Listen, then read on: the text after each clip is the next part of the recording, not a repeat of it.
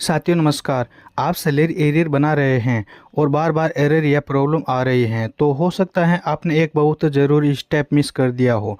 Salary arrear बनाने से पहले पे एंटाइटलमेंट हिस्ट्री बनाना ज़रूरी है, नहीं तो आपका सैलरी एरियर बिल डिलीट हो सकता है। अगर आप विद्यालय सहायक या पंचायत शिक्षक हैं तो यह वीडियो आपके लिए बहुत ही इम्पोर्टेंट है। सबसे पहले एसएसओ लॉगिन पेज में डीडीओ आईडी से लॉगिन करना है, फिर IFMS 3.0 पर क्लिक करना है। अब आपको एक्सेस वर्क स्पेस पर क्लिक करना है। अब देखिए डेस्क 1 डीडीओ से संबंधित हैं और डेस्क 2 में पेंशन से संबंधित कार्य किया जाता है और डेस्क 3 में सब डीडीओ के कार्मिकों का कार्य किया जाता है। आपको डेस्क 3 पर क्लिक करके इसके नीचे सब डीडीओ पर क्लिक करना है। अब आपको डिसबर्समेंट इंजन के एम्प्लॉय मैनेजमेंट पर क्लिक करना है। अब आपको बिल्स पर क्लिक करना है, फिर आपको सैलरी एरियर प्रोसेस पर क्लिक करना है। किसी भी तरह का सैलरी एरियर बनाने से पहले पे एंटाइटलमेंट हिस्ट्री बनाना जरूरी है, वो भी सावधानी से। अब आपको पे एंटाइटलमेंट हिस्ट्री पर क्लिक करना है, फिर आपको सर्च बाय ऑल पर क्लिक करना है। अब आपके सामने पीडी कार्मिकों की लिस्ट उपलब्ध होगी, जिसमें से किस कार्मिक का सैलरी एरियर बनाना है उस कार्मिक के लास्ट में मॉडिफाई पर क्लिक करना है। फिर आपको प्लस एड पे एंटाइटलमेंट पर क्लिक करना है। अब यहाँ पर 3 ऑप्शन दिए हुए हैं। आपको प्री एम्प्लॉय पर क्लिक करना है क्योंकि यह ऑप्शन सुविधा कर्मचारियों के लिए हैं। अब यहाँ पर कार्मिक के पेमेंट से संबंधित सूचना दी हुई है। अब आपको माउस से नीचे की तरफ स्क्रॉल करना है, फिर आपको रीजन पर क्लिक करके अदर चेंजेस रीजन पर क्लिक करना है।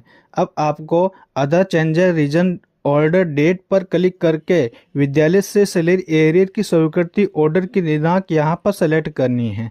फिर आपको other changes reason effective from date पर क्लिक करके आपका सैलरी एरियर किस दिनांक से बनाना है वो दिनांक यहाँ पर सेलेक्ट करें। अब आपको other changes reason effective to date पर क्लिक करके आपका सैलरी एरियर किस दिनांक तक बनाना है वो दिनांक यहाँ पर सेलेक्ट करें। फिर आपको वेव मंथ वाइज डिटेल पर क्लिक करना है। अब आपको सैलरी टाइप्स के सेलेक्ट पर क्लिक करके डे वाइज पर क्लिक करें। अब आपको इसी तरह सितंबर और अक्टूबर 2025 के सेलेक्ट पर क्लिक करके डे वाइज पर क्लिक करना है। अब आप यहाँ पर देख सकते हैं कि डेज इन मंथ में जो दिनों की संख्या लिखी हुई हैं वो वैल्यू के एंटर डेज में लिखें। फिर आपको सेव पर क्लिक करना है। अब आपको सर्विस कैटेगरी पर क्लिक करके कॉन्ट्रैक्चुअल पर क्लिक करना है। फिर सब सर्विस कैटेगरी पर क्लिक करके कॉन्ट्रैक्चुअल हायरिंग सर्विस एजुकेशन पर क्लिक करना है। अब आपको डेसिग्नेशन एज पर सर्विस कैडर पर क्लिक करके अपनी पोस्ट क्या है वो यहाँ पर सेलेक्ट करनी है, जैसे विद्यालय सहायक। फिर आपको पे कमीशन पर क्लिक करना है और फिर फिक्स्ड पर क्लिक करना है। अब आपको बेसिक पे पर क्लिक करके वर्तमान में आपकी कितनी बेसिक हैं वो यहाँ पर सेलेक्ट करनी है या लिखनी है। फिर आपको डेयरनेस अलाउंस पर क्लिक करके 0 यानी शून्य लिखकर तत्काल कहीं और माउस से क्लिक करना है। अब आपको गवर्नमेंट क्वार्टर के 9 पर क्लिक करना है। फिर आपको हाउस रेंट अलाउंस पर क्लिक करके शून्य पर क्लिक करना है। अब आपको कैलकुलेट पर क्लिक करना है, फिर आपको इसको क्लोज कर देना है। अब आपको माउस से नीचे की तरफ स्क्रॉल करना है, फिर आपको एड पे एंटाइटलमेंट डिटेल्स पर क्लिक करना है। अब आपको डॉक्यूमेंट टाइप्स पर क्लिक करके पे एंटाइटलमेंट पर क्लिक करना है। फिर आपको डिस्क्रिप्शन पर क्लिक करके ऑल डॉक्यूमेंट्स सैलरी एरियर लिखना है। फिर अपलोड फाइल्स के ब्राउज पर क्लिक करना है। यहाँ पर एक ही PDF फाइल अपलोड करनी है जिसमें सैलरी एरियर की डिफरेंस शीट, GA 55 और विद्यालय से सैलरी एरियर का स्वीकृति आदेश, इन तीनों को एक ही PDF फाइल में मर्ज करके सेव करके रखनी है।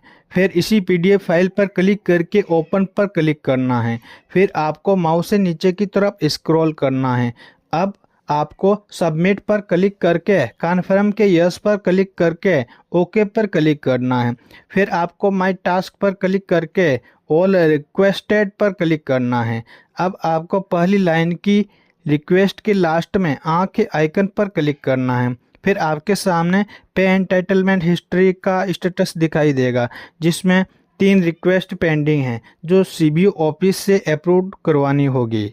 अब आप अपने मोबाइल से सीबीओ ऑफिस में फ़ोन करके यह तीनों रिक्वेस्ट अप्रूव करवाएं।